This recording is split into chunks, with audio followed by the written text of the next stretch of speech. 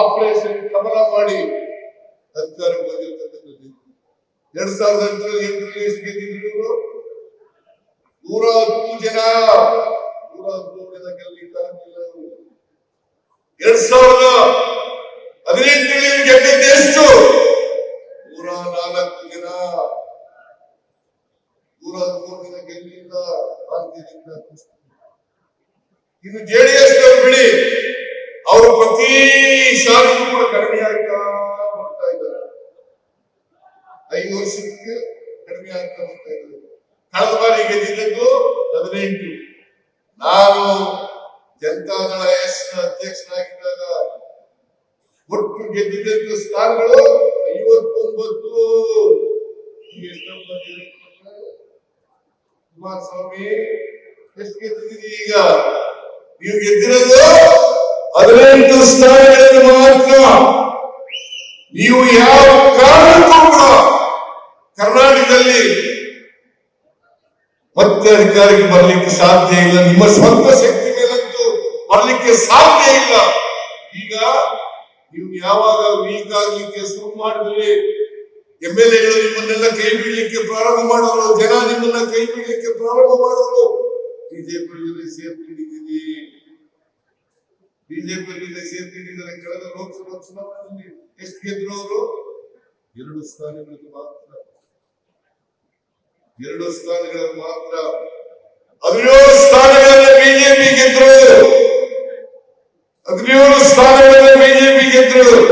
2 JDS ಅದು ಇಬ್ರು ಸೇರ್ಕೊಂಡು ನಾವು 2018 ಒಂದೇ ಗೆದ್ದಿದ್ದು. 2018 ಒಂದೇ ಗೆದ್ದಿದ್ದು. ಆಮೇಲೆ 2024 ನಾವು ಗೆದ್ದದ್ದು 80 ಸ್ಥಾನಗಳು. 1ನೇ ಸ್ಥಾನದಿಂದ 9 ಸ್ಥಾನಗಳು ಗೆದ್ದಿದ್ರು. ಇವರು ನೀವು ಈ ರಾಜ್ಯದಲ್ಲಿ ಜನಪ್ರಿಯತೆಯನ್ನು ಉಳಿಸಿಕೊಂಡಿದ್ದೀರಾ? ಜನರ ಅಭಿಮಾನವನ್ನು ಉಳಿಸಿಕೊಂಡಿದ್ದೀರಾ? ಜನರ ಪ್ರೀತಿಯನ್ನು ಉಳಿಸಿಕೊಂಡಿದ್ದೀರಾ? ಇಲ್ಲ. ಇದನ್ನ ಅರ್ಥ ಮಾಡ್ಕೋಬೇಕಾಗ್ತದೆ. ಇವರು ಯಾವತ್ತೂ ಕೂಡ ಕರ್ನಾಟಕದ ಪರವಾಗಿ ಇರ್ತಕ್ಕಂಥ ಜನ ಅಲ್ಲ, ಬಡವರ ಪರವಾಗಿರ್ತಕ್ಕಂಥ ಜನ ಅಲ್ಲ, ದಲಿತರ ಪರವಾಗಿರ್ತಕ್ಕಂಥ ಜನ ಅಲ್ಲ, ಹಿಂದುಳಿದವರ ಪರವಾಗಿರ್ತಕ್ಕಂಥ ಜನ ಅಲ್ಲ, ಅಲ್ಪಸಂಖ್ಯಾತರ ಪರವಾಗಿರ್ತಕ್ಕಂಥ ಜನ ಅಲ್ಲ ಅಂತಕ್ಕಂಥದ್ದನ್ನು ಸಾಬೀತು ಮಾಡಿದ್ದೀರಿ. ನೀವು ಯಾವಾಗಲೂ ಕೂಡ ಸಾಮಾಜಿಕ ನ್ಯಾಯಕ್ಕೆ ವಿರೋಧ, ಕರ್ನಾಟಕದ ಅಭಿವೃದ್ಧಿಗೆ ವಿರೋಧ, ಜಾತ್ಯತೀತ ತತ್ವಕ್ಕೆ ವಿರೋಧ. ನಾನು ಕೇಳ್ತೀನಿ, ನೀವು ಇಷ್ಟೊಂದು ಜನ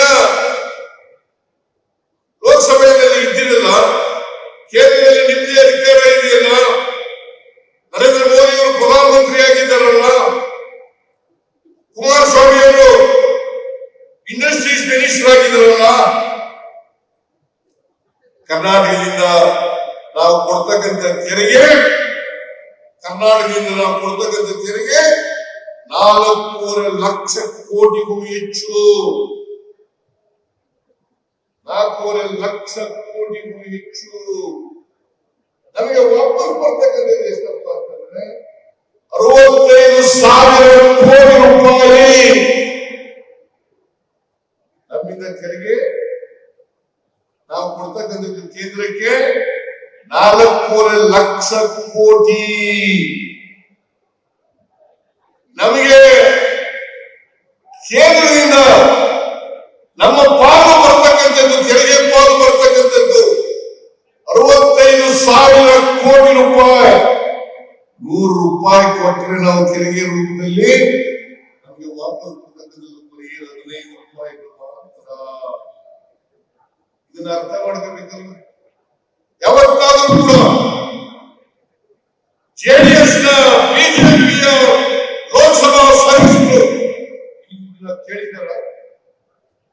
ಕೇಳಿದಾರ ಕರ್ನಾಟಕಕ್ಕೆ ಅನ್ಯಾಯ ಆಗ್ತಾ ಇದೆ, ಅನ್ಯಾಯವನ್ನು ಸರಿಪಡಿಸಿ. ಯಾರು ಕೂಡ ನರೇಂದ್ರ ಮೋದಿ ಅವರ ಎದುರುಗಡೆ ನಿಂತ್ಕೊಳ್ಳಲಿಕ್ಕೆ ಧೈರ್ಯ ಇಲ್ಲ.